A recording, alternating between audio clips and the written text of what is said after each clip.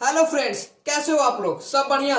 तो मैं नंद किशोर एक बार फिर से आपके अपने YouTube channel growth by study में आप सभी का स्वागत करता हूं। आज हम देखने वाले हैं समरी। किसके लिए? क्लास 12 के बिहार बोर्ड के छात्रों छात्राओं के लिए। तो आज का जो समरी होने वाला है वो द सोल्डर रूपर्ट ब्रुक पर। तो बिना देर किए हुए नेवर गिव अप के साथ हम इस समरी की शुरुआत करते हैं। तो जैसा कि मैं अपने हर समरी में इंग्लिश बताने से पहले आपको हिंदी बता देता हूं, तो मैं सबसे पहले ये इसका इंग्लिश पे चलने से पहले आपको इसका इंग्लिश बता देता हूँ। तो ये जो पोयम है, ये द सोल्डर है, एक प्रकार का पोयम है ना, जिसे को किसने लिखा है? तो रूपर्ट ब्रुक ने। अब रूपर्ट ब्रुक जो थे वो थे एक इंग्लैंड के पोएट। पोएट होने के साथ साथ वो क्या थे? एक सैनिक भी थे। क्या थे? सैनिक भी थे वो। जब इसमें इस मतलब पोयम में उन्होंने सिर्फ यही जिक्र किया है अपने जो अपने देश के प्रति उनका जो प्यार है, जो प्रेम है, जो समर्पण है ना, उसी समर्पण को इन्होंने जिक्र किया है। ये क्या रहते हैं? तो एक सोल्डर रहते हैं और यहाँ मतलब विदेश में जाकर लड़ते हुए फाइट करते रहते हैं किसी अन्य देश के साथ, है ना। तो बैटल मतलब ये युद्ध की भूमि में रहते हैं। तो वह वही ये कहते हैं, इस पोयम में बताते हैं कि अगर मैं विदेशी जमीन पर मरूं तो मुझे वहां दफनाया जाए जहां मैंने जन्म लिया है, यानी इंग्लैंड में ही दफनाया जाए। और वे कहते हैं कि इंग्लैंड की धरती पर उन्होंने जन्म लिया और वहां ही मरना चाहते हैं, उसी की धरती में सोना चाहते हैं, है ना।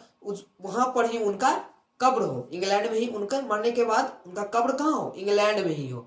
बस इसी अपने देशभक्ति के प्रेम को इन्होंने पोयम में उतारा है। तो हम और आप अब इंग्लिश में इसे देखते हैं, समझने का प्रयास करते हैं। द सोल्डर किसके द्वारा लिखा गया है? द रूपर्ट ब्रुक के द्वारा। The soldier is a patriotic poem. Patriotic का अर्थ हो जाता है यहाँ पर क्या? देशभक्ति। साइड में लिखना चाहो तो लिख भी सकते हो, देशभक्ति, देशभक्ति। सही। अब आते हैं, the soldier is a patriotic poem written by Rupert Brooke. ये लिखोगे पहला लाइन कि वो कैसा पोयम था। तो देशभक्ति पोयम था और किसके द्वारा लिखा गया? तो रूपर्ट ब्रुक के द्वारा लिखा गया है।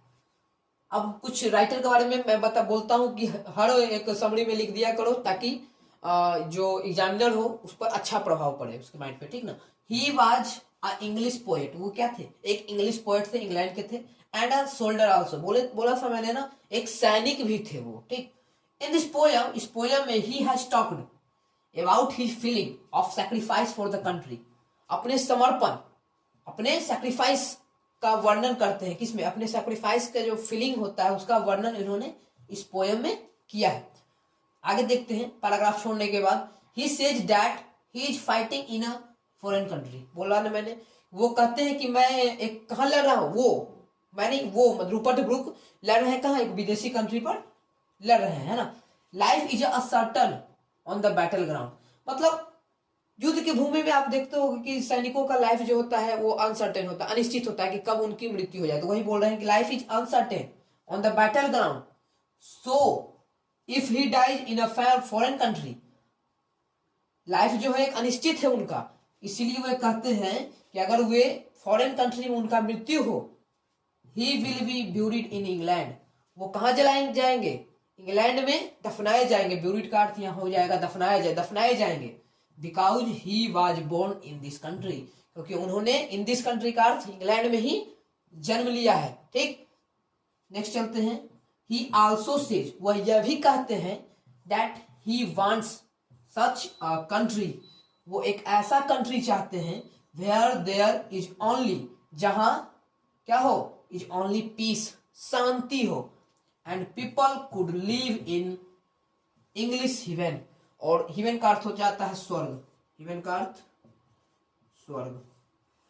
इंग्लिश हिवेन, वो अपने देश को बोल रहे हैं स्वर्ग के समान। वो अपने देश को स्वर्ग के समान बतला रहे हैं और कह रहे हैं कि एक ऐसा वो कंट्री चाहते हैं जहां एकदम शांति हो और लोग वहां एक अच्छे से रहे, ठीक।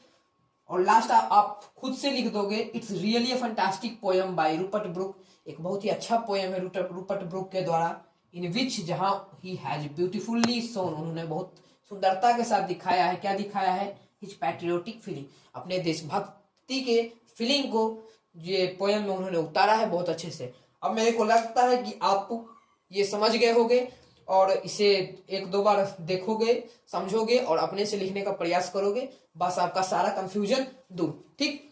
तो अच्छा से पढ़ोगे और फिर हम अपने नेक्स्ट वीडियो में मिलते हैं। तब तक के लिए आप क्या करो, वीडियो को लाइक करो, चैनल को सब्सक्राइब करो और इसे ज्यादा से ज्यादा हो सके तो वैसे लोगों तक शेयर करो जहां इसकी जरूरत है। ठीक, तो हम मिलते हैं अपने नेक्स्ट वीडियो में। नेवर गिव अप के साथ।